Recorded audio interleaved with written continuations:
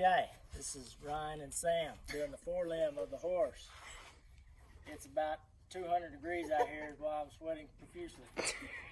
But the real temperature is 70. I'm just out of shape. Okay, Sam, what is this structure here?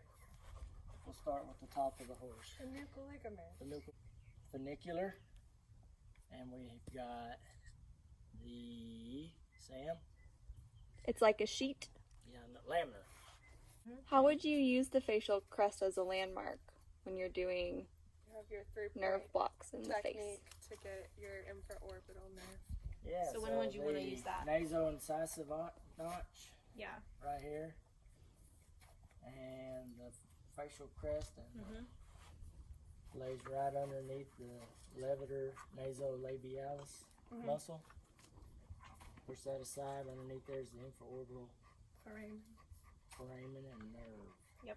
And When that's would you whenever use that block? Pulling maxillary. To desensitize the upper lip. Yeah. We want you to name all 7 parts of the stay apparatus. All 7 parts. And then you have your triceps. Triceps. Subclavius muscle. Yep.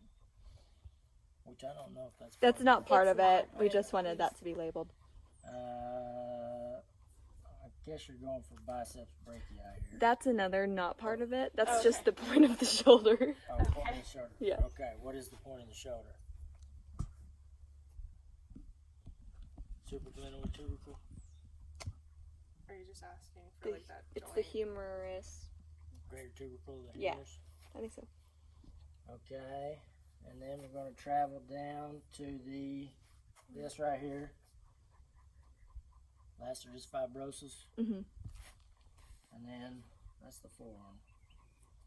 Your collateral ligaments. With the extensor carpi radialis. Mhm. So what is lacerus fibrosis? That's a long rope like connects from the supraglenoid tubercle all the way to the. Does it go to the extensor process? So it goes.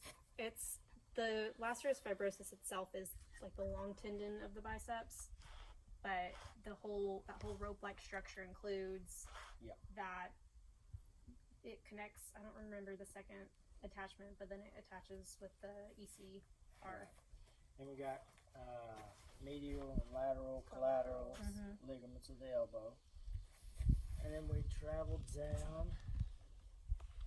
You're going for joint, or we're going to still stay with the stay apparatus? You can finish the stay apparatus if you want. So we got You have your palmar carpal ligament. palmar carpal ligament on the back of the knee. With the suspensory apparatus. You have your deep and superficial digital flexors. Got deep superficial flexor, deep flexor tendon, deep digital flexor, and then this is the suspensory ligament seen here. And Can you name some parts of the the check suspensory ligament ligament? for the deep digital flexor is attached to the palmar carpal ligament, and the check ligament to the superficial is attached to the back of the radius. We lost some here. Those are both Me too, T's. those. T's. Okay, so yeah, let's name the joints of the carpus. Joints of the carpus.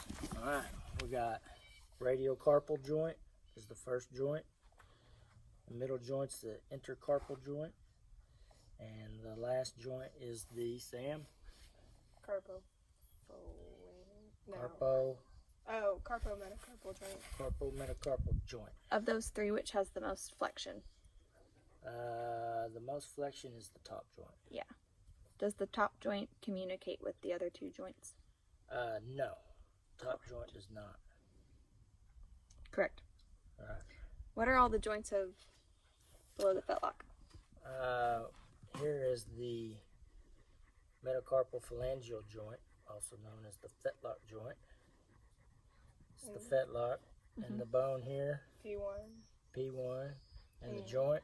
That's your proximal interphalangeal or your pastern. Yep. And then P2. And then P2. your distal interphalangeal or coffin joint. And then P3. and P3 is the coffin bone. What are the 3 sesamoids? So On there's one foot. sesamoids on either side of the fetlock here, attached with the suspensory apparatus. And there's one And then the inside. distal sesamoid is the navicular, located just Caudal. palmar to the coffin bone. If I were to inject right here, what block am I doing? You're doing the palmar digital nerve block, which blocks the caudal 2/3 of the hoof. Yes. And What if- would I do if I do that and the horse still doesn't sound, then what do I do? So you move proximal to the, Sesamoidian. So where would I To do that, the- Sam? say it out loud. I said the abaxial sesamoidian. Oh, She said it. You weren't right listening. here. I know she said it. She just barely said it. Right here, yep. Right on either side of the sesamoids. And then what? And that's going to block everything below there. That's going to block the whole foot out. But Does that not, get the? it doesn't get the whole fetlock joint. What are your landmarks if you want to block the fetlock joint? Okay, if we're going to do the fetlock joint, we got to do a low 4-point block. That's located at the buttons, which are the 4th and 2nd distal portions of the metacarpal. So you can feel them right here, and you would do it just on either side of the suspensory, here and here, to get the palmar nerve and the, I don't know what else, the dorsal branch of palmar digital. Or no, it's part of palmar metacarpal. Yeah. This gets palmar metacarpal, this will get palmar carpal. And then that'll get everything from the fetlock down. And then if we want to get everything below the carpus, or distal to the carpus, we got to do a high 4-point. Same thing, going to do it on either side of the split bones, 2nd and 4th metacarpal, on front and back of the suspensory ligament. So what are like the two? I mean, I know we've got a lot of branches, but what are the two main nerves that we're dealing with in the antebrachium? Median and ulnar. Yeah. Median and ulnar. So the median, it's gonna, is this right? The median's going to give off lateral and medial palmar, I think so. Yes. Yeah. Yes, that's right. and ulnar gives off the dorsal branches Mm-hmm. of the, I think so. And then yeah. Are there any structures that you would want to add that we didn't label? Structures that we would like to add. In the forelimb. We've got, I think we named all the 7 of the stay apparatus. you did. Can you tell me? Can you explain laminitis and founder? Oh, wow. So laminitis is a breakdown of the the epidermal lamina and the dermal lamina. The adhesions between those, the interdigitation between them. Why is that important to Peppy? It's really important in Peppy because that's what happened to Peppy about 10 years ago. Poor Peppy. So Sam, what is? And this is founder? why, and you can bring it in for a close-up. This is why her, this is why her feet have such a Where's your poop? such a separation.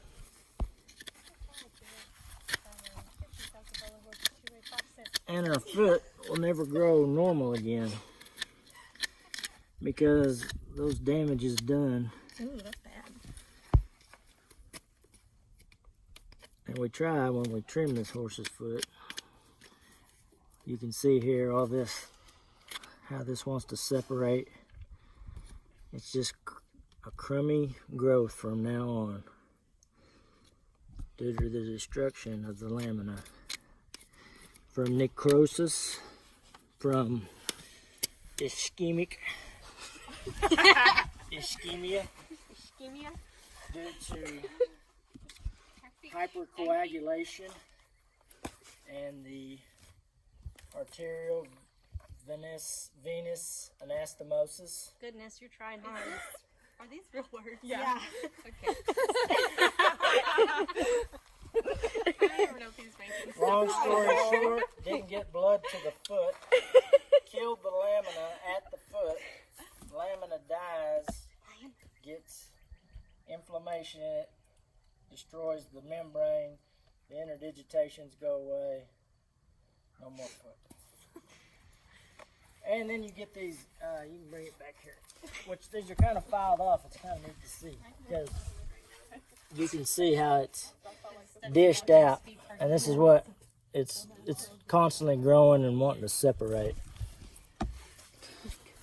When we trim this foot, we try to take that off and try to make the coffin bone, which wants to rotate down in laminitis. Did she founder, or did she Oh, yeah. just have laminitis? Oh no, she full foundered. What's the difference between the two? Difference in the founder and laminitis. Laminitis is just the inflammation. And caught soon enough, if you got the inflammation out, doesn't cause changes to the bone. Full founder causes changes in the bone, which is known as rotating of the coffin bone downward. What causes that to rotate? Like which structure? It's the coffin bone itself detaching from the hoof wall, and it's those adhesions that are broke, and the sheer weight of her body, and that some think it's also the deep digital flexor pulling on P3 as well, but Because that's the only thing Yeah. connecting to it, right? right. On the palmar aspect. Yep. So some people think that it's a combination of just the sheer weight and then the tendon itself pulling on it. Well, cool. So this horse, she didn't founder as bad in this foot as this foot. This has always been a big problem foot. So, yep. So that's the horse. Very That's the informative. front limb.